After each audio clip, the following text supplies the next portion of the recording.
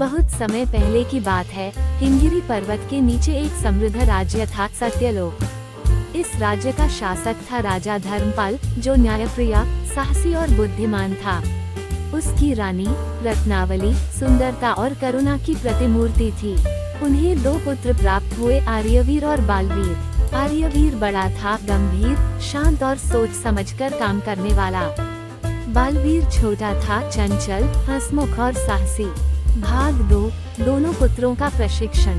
राजा धर्मपाल ने अपने दोनों पुत्रों को गुरुकुल में भेजा, जहां उन्होंने युद्धकला, राजनीति, नैतिकता और शास्त्रों की शिक्षा ली। आर्यवीर हमेशा गुरुजन के आदेश का पालन करता, जबकि बालवीर नए प्रयोग करने में विश्वास रखता। गुरुजन भी कहते, आर्यवीर नीति का मार्ग दिखाता है और बालवीर न प्रयोग का। एक दिन राज्य में एक अजीब संकट आया। पास के जंगल में एक राक्षसी छाया फैलने लगी।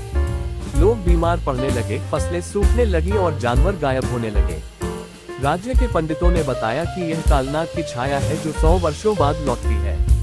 राजा धर्मपाल वृद्ध हो चले थे। उन्होंने अपने पुत्रों से कहा, अब तुम्हारे साहस और बुद्धिमत्ता की परीक्षा है। राज्य को बचाने का उत्तरदायित्व तुम्हारा है।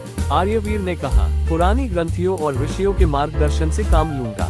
बालवीर बोला, भैया, मैं जंगल में जाकर सीधे छाया के स्रोत का पता लगाऊंगा। दोनों भाई अलग अलग दिशा में निकल पड़े।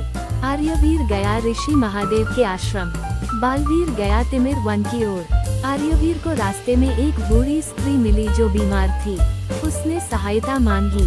आर्यवीर ने तुरंत उसे अपना घोड़ा दिया और खुद पैदल चला। बूढ़ी स्त्री असल में माया देवी थी, जिन्होंने आर्यवीर की करुणा से प्रसन्न होकर उसे ज्ञान रत्न दिया। ऋषि महादेव ने बताया, कालनाग को हराने के लिए 3 तत्व चाहिए, करुणा, ज्ञान और साहस। बालवीर तिमिर वन में गया, जहां उसे भूत प्रेत, मायावी जानवर और भ्रमित करने वाले दृश्य मिले, लेकिन वह डरा नहीं। उसे एक आदमी ने रोका, बोला, जो मेरी परीक्षा पास करेगा वही कालनाग की गुफा तक पहुंचेगा। बालवीर ने चतुराई से बाघ की 3 पहेलियां सुलझाई और उसे एक साहस मोती मिला। दोनों भाई एक पहाड़ी की चोटी पर मिले, जहां से कालनाग की गुफा दिख रही थी। अब उनके पास था, आर्यवीर के पास करुणा और ज्ञान, बालवीर के पास साहस और उत्साह। दोनों ने मिलकर योजना बनाई। गुफा में प्रवेश करते ही भयंकर अंधकार छा गया। वहां कालनाग ने प्रकट होकर कहा, तुम दोनों मुझसे क्यों लड़ना चाहते हो?